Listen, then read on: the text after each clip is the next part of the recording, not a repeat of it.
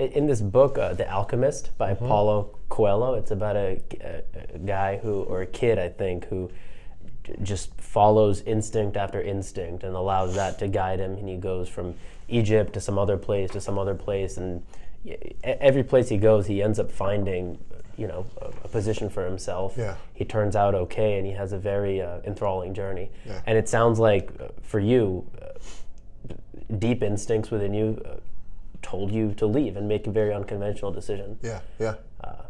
As it applies to me, when I used to work as a tutor, and I left that job, and I'm now working on being a professional speaker who helps bring people like you and these ideas out into the forefront, as well as my own ideas, to help people out. And it's also a decision that people around me question, because you're losing your money, and what are you going to do? What's your plan? And it's similar to what you said. I didn't have an exact plan. I knew my direction, and I knew I'd be okay for a little while financially.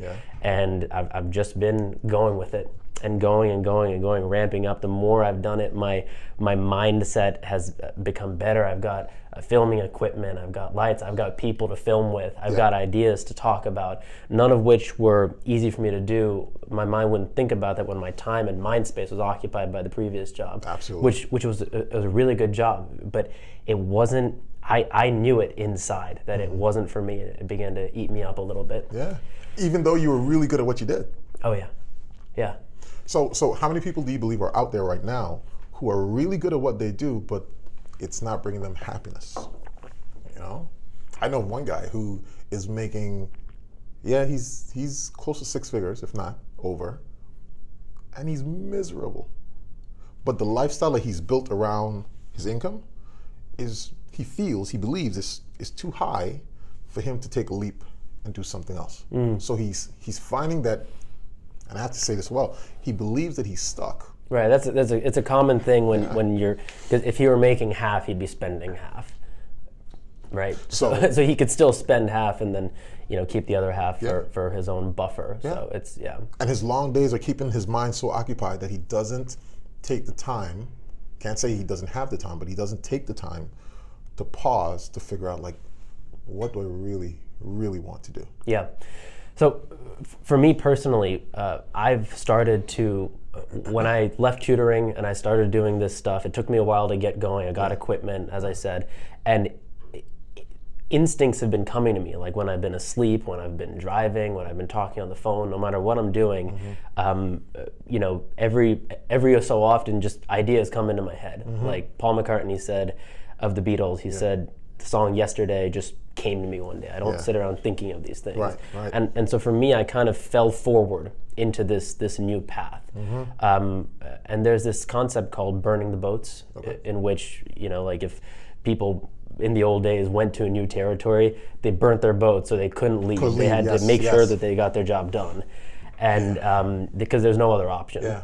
And that is a tactic people could use, certainly. It's not necessarily the best tactic, but in my case, that's ended up being what I've been doing, and it's been very helpful because I'm totally committed. There's no plan B. Correct. As far as I'm concerned. Correct.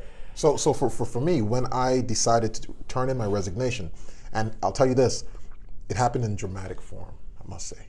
So one of my supervisors says, Gerren, I need you to do better work, or you need to just get off the ship or get off the boat, something like that, she said. I walked back to my desk.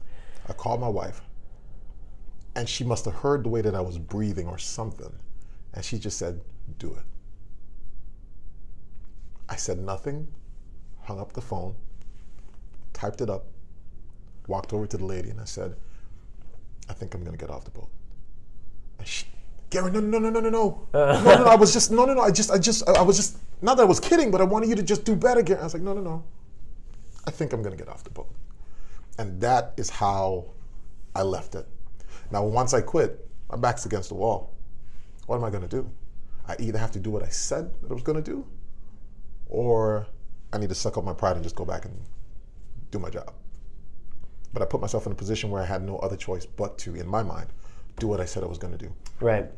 Took a step forward. And that it turned out to be similar in both of our cases. It's not the only way, at all, because a lot of times your plan A that you think is going to work won't work. Right. But sometimes you need to believe in it totally and fully, and go for it, and only then will it work. Here's It's the hard, deal hard to what know. you just said. The plan A, because I was focused on happiness, and I'm interested in knowing what you were focused on when you had that epiphany. But because I was focused on happiness, it could come in a variety of ways, or the journey could come in a variety of ways. I was committed to that. So I believe that. So even if my plan A, which was a curbing business, didn't work out, I learned something from opening and closing or selling a curbing business that I used in the next step. You with me? Yeah. So the plan A isn't the success. That's a goal when people say, well, I want to, like some people say, I want to go to the NFL. When they say that as a kid, once they get to the NFL, what's the goal? They've achieved it. And then what? Well, I guess I have achieved my goal. I just wanted to go to. Now, that's a goal too. But what about goals through? Mm-hmm. That first business that I bought and sold was a goal through to get to happiness. Yeah. I was working when I had that business. Now I'm happy helping people. It's different. But it still started with that curbing business and the toilet bowl cleaning business.